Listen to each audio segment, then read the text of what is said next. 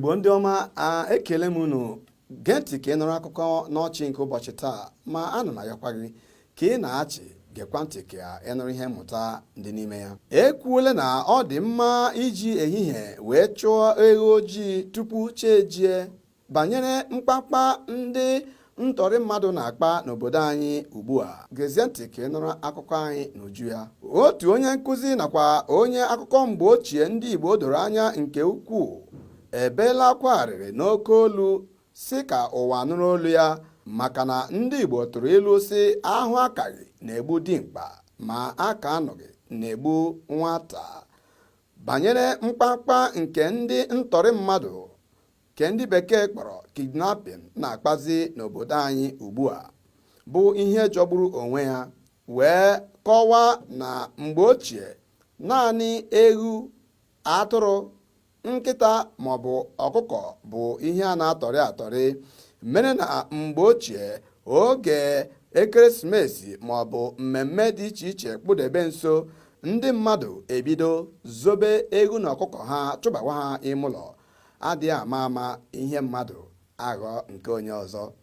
O kwuru na ugbu a ọ bụghị naanị na mmadụ na-agba mbọ iji kpata ihe afọ ga-eri maọbụ ego oyibo, kama ịtacha afụfụ kpata ya bụ ego, ibido zobekwa onwe gị ezobe n'aka ndị ntọrị mmadụ.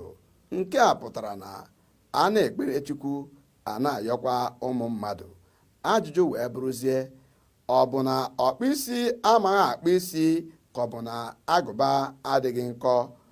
Onye mere ụfọdụ ụmụ okorobịa na ụmụ agbọghọbịa anyị ihe a chọgburu udele wee si gbuo nkakwụ n'isi, ịhapụ ịchụ ego na ụzọ ziri ezi maọbụ ịga mụọ aka ọrụ dị iche iche iji nyere onwe ha aka ma bakwa uru n'obodo anyị. Na nkọwa ya, ihe ọzọ mere ka ọ chọrọ ịgba ọkammụta Onyeka Echezọla ara abụghị naanị na ha na-atọrọ mmadụ, ma ọ bụ aha ego ha na-akpọ nke onye ha tọrọ na-ejibeghị anya ya abụọ wee hụ mgbe o nwe onwe ya.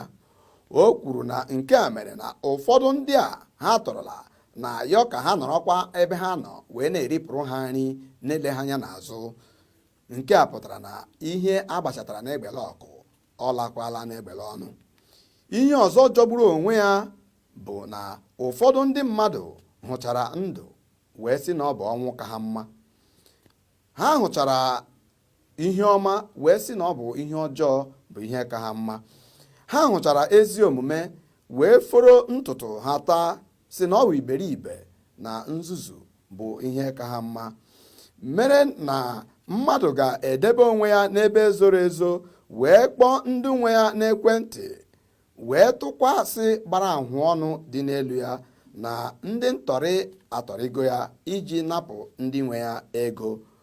Ọkammụta Onyeka Echezọla malitere inye ndị niile na-etinye aka ha n'ajọ omume dị otu a ndụmọdụ ka ha wepụkwa aka enwe n'ofe tupu ọ ghọọ aka mmadụ, na-ejighị ihe ọjọọ dị otu a wee mara ndị Igbo ma ọlị. Ọ gara n'ihu ịkọwa na ndị Igbo bụ obodo pụrụ iche wee nye mba ndị ọzọ. Ọ yọkwara ụmụ okorobịa na ụmụ agbọghọbịa ayịyọ ka ha bido wee na-atụ egwu Chineke na ihe omume ha niile, maka na ọ bụ